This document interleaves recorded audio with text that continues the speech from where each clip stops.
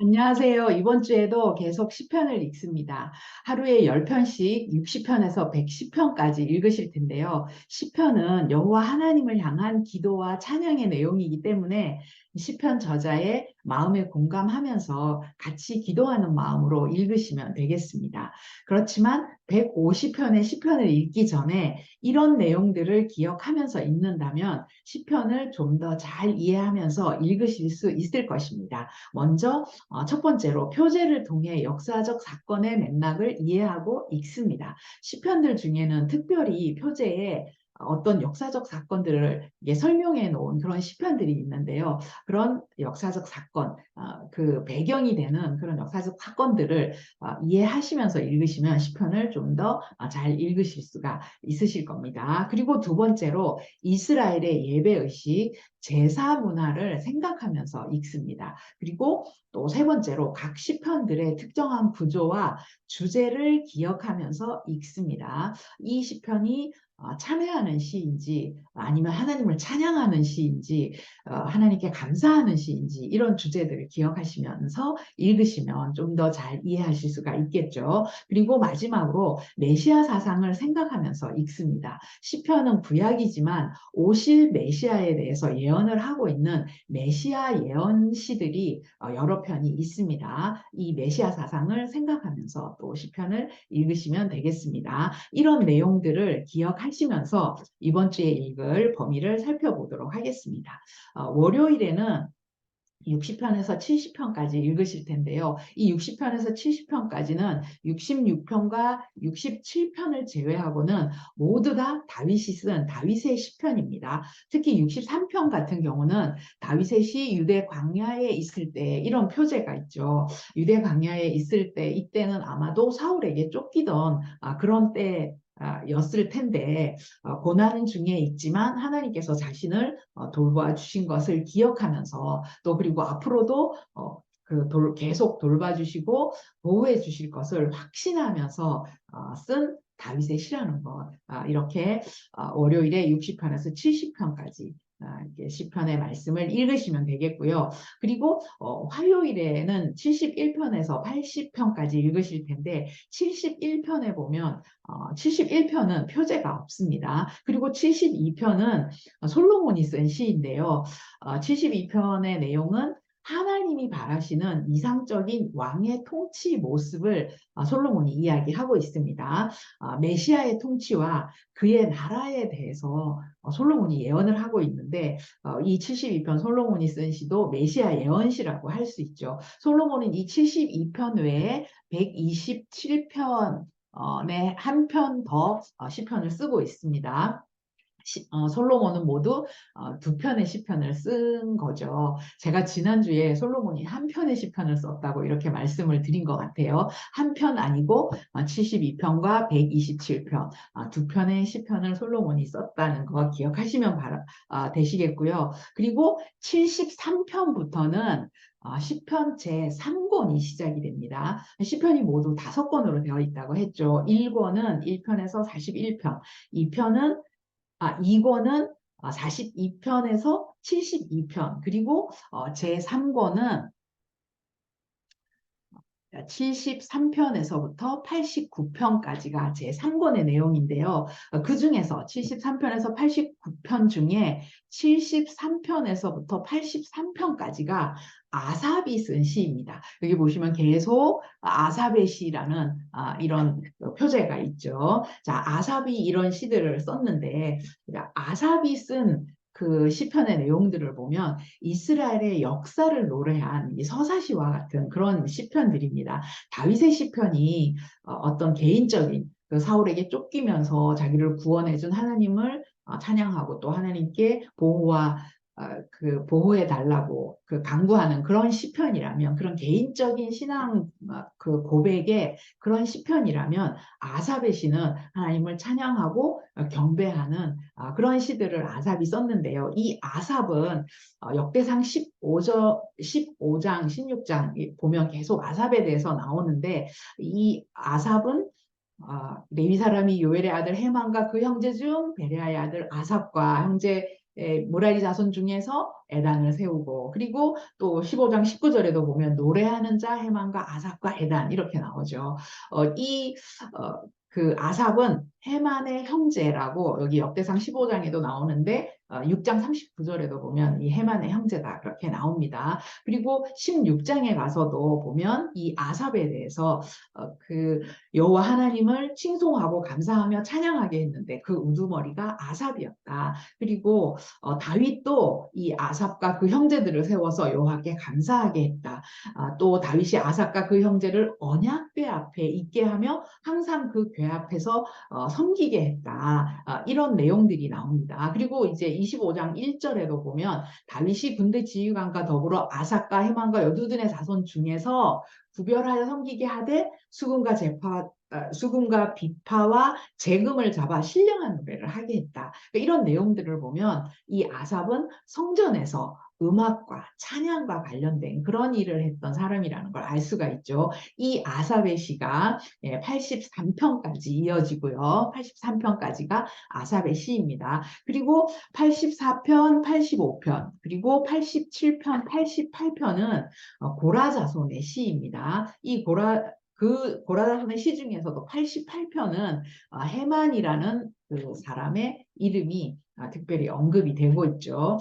이 고라 자손은 지난주에 제가 잠깐 설명을 드렸는데 하나님을 반역했던 그런 그 사람들이죠. 그런데 그들의 후손들이 경건한 하나님의 백성이 되어서 하나님을 찬양하고 그 찬양한 시를 기록한 그런 사람이 된 거예요. 이런 배경 속에서 고라 자손의 시편을 읽고 묵상을 해 보시면 그들이 얼마나 하나님을 사모하며 성전 섬기는 일, 그뿐만 아니라 찬양하는 일을 기뻐했는지를 알 수가 있습니다. 그들은 반역자의 후손이라는 그런 꼬리표를 아마 평생 달고 살았을 텐데 오히려 그 꼬리표가 그들에게 하나님의 은혜만을 갈망하도록 했을 것이고, 그래서 가슴 깊은 곳에서부터 울려 나오는 찬양의 고백을 드릴 수 있었을 것입니다. 자, 이렇게 88편까지 고라 자손의 시이고요.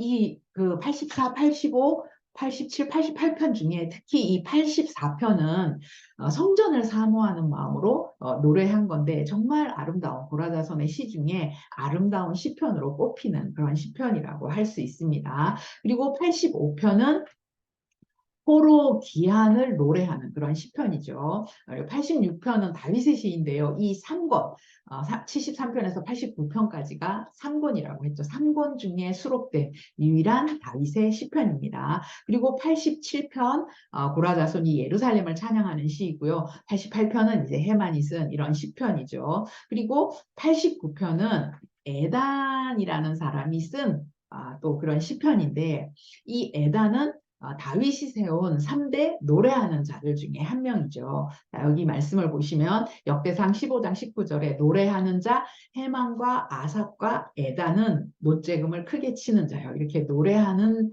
자들 중에 한 명이다라는 걸 알 수 있습니다. 자, 이 에단이 89편에서 그 노래한 내용은 무슨 내용이냐면 사무엘하 7장에 나오는 다윗이 하나님의 성전을 지으려고 했을 때 하나님께서 네가 나를 위하여 집을 짓겠느냐, 내가 너의 집을 영원히 있게 하겠다 이러면서 다윗과 언약을 맺었잖아요. 그 다윗 언약에 근거해서 다윗 왕조를 회복시켜 주시기를 간구하는 그런 시입니다. 그리고 89편까지가 제 3권이라고 했죠. 89편 마지막 52절에 보면 그 제3권의 결론, 여호와를 영원히 찬송할지어다 아멘 아멘 이렇게 끝이 납니다. 그리고 이제 90편부터 제4권이 시작되는데요. 90편부터 106편까지가 제4권입니다. 이 90편은 하나님의 사람 모세의 기도 이렇게 나오죠. 유일한 모세의 시입니다. 이 90편의 내용은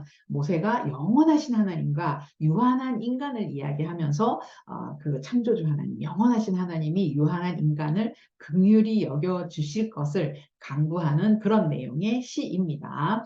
자, 여기 보시면 저자들이 많이 나오죠. 특히 이 제3권에 그 저자들이 많이 나오는데 아삽도 나오고 고라자손 나오고 다윗 나오고 에단도 나오고 헤만도 나오고 모세도 나오고 이렇게 여러 명의 저자들이 나오죠. 다시 한번 시편의 저자들을 정리를 해보면 다윗은 물론이고 모세가 한 편의 시를 썼다는 거, 그리고 솔로몬이 2편 시를 썼고 아삽이 12편의 시를 썼고요. 고라자손도 12편의 시를 씁니다. 그리고 헤만이 그 88편을 썼고 에단이 89편을 썼고 90편을 모세가 썼죠. 그리고 그 외에도 작자가 이 시편을 쓴 저자가 미상인 시편들이 수십 편 된다고 말씀을 드렸죠. 이렇게 시편 저자를 다시 한번 기억하시면 좋겠고요. 그리고 이제 목요일에는 91편부터 100편까지 읽으실 텐데 여기는 표제가 별로 많이 없어요. 92편 안식일의 찬송시,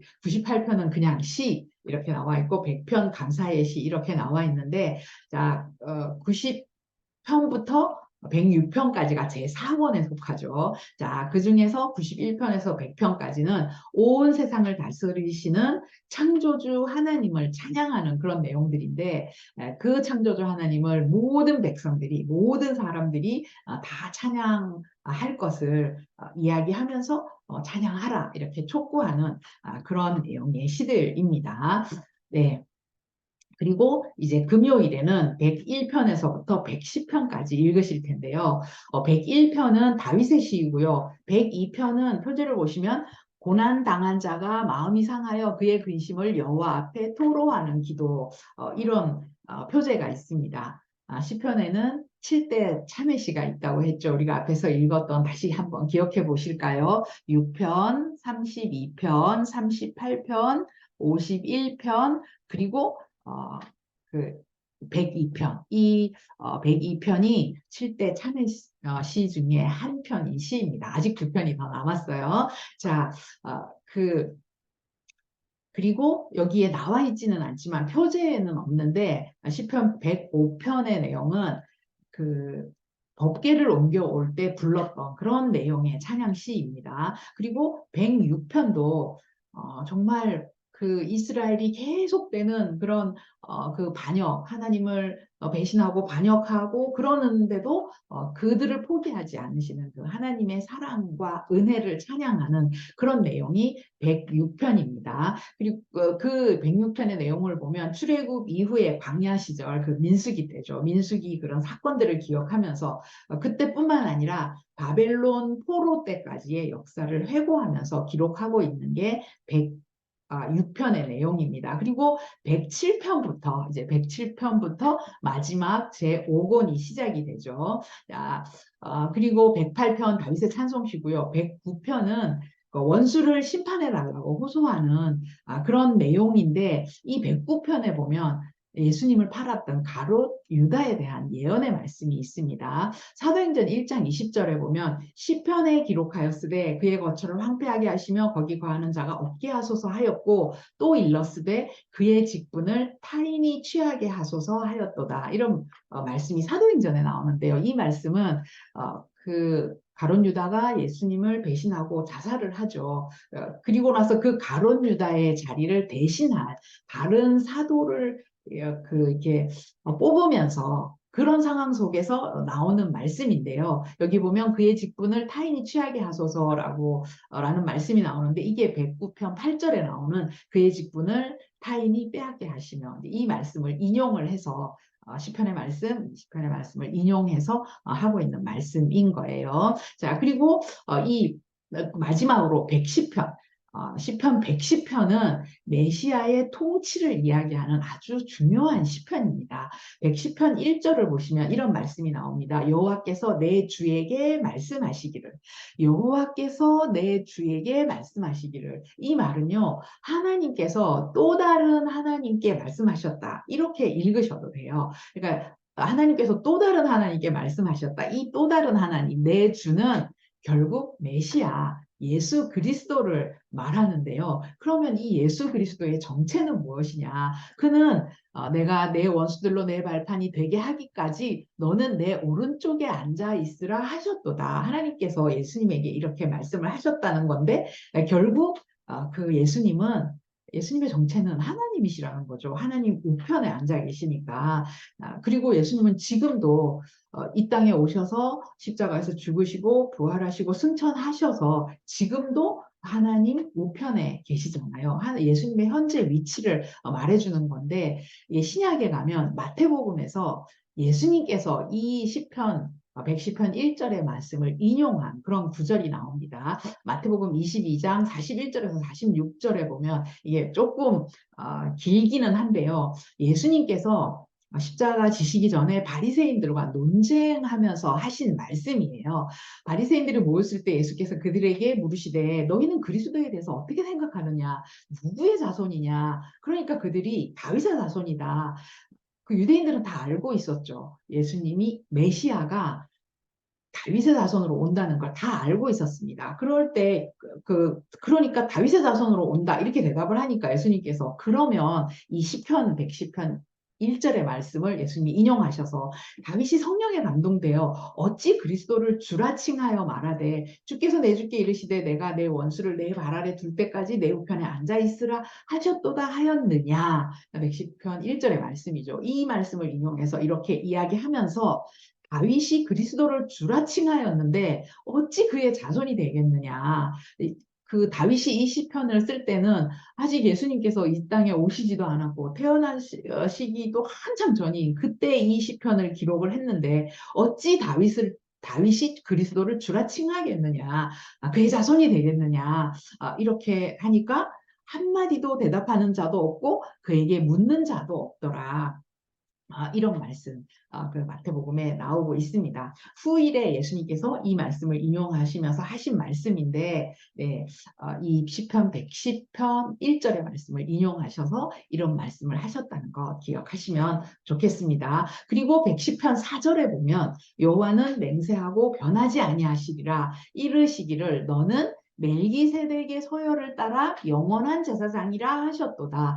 여호와께서 너는, 그러니까 여호와께서 내 주에게 이렇게 말씀하셨다는 거예요. 예수님께 말씀하셨다는 거예요. 너는 멜기세덱의 서열을 따라 영원한 제사장이다. 이런 말씀을 하셨는데 이 멜기세덱이라는 사람은 성경에 딱 3번만 나오는데요. 창세기 14장에 보면 아브라함이 조카 롯을 구하기 위해서 이방의 왕들과 싸우고 나서 이기고 전리품을 가지고 돌아오다가 이 제사장 멜기세덱을 만나서 그에게 전리품의 10분의 1을 드리는 그런 이야기가 창세기 14장에 나오고요. 그리고 시편 110편에 한 번 더 이 멜기세덱 이야기가 나오고, 그리고 신약에 가서 히브리서 5장, 6장, 7장에 거쳐서 이 멜기세덱의 이야기를 하는데 그 히브리서 5장, 6장, 7장에서는 예수님을 영원한 대제사장이다. 이렇게 이야기를 하면서 멜기세덱의 서열을 따라 제사장이 되셨다. 예수님을 이렇게 이야기하는데 이 시편에서도 이 멜기세덱의 서열을 따라 대제사장이 되실 예수님에 대해서 예언을 하고 있는 거예요. 이 시편 110편은 정말 예수님에 대해서 예언을 한 메시아 예언시 중요한 시편입니다. 110편의 이 시편을 잘 묵상하시면서 읽으시면 좋겠습니다. 이렇게 이번 주에도 시편을 60편에서 110편까지 읽겠습니다.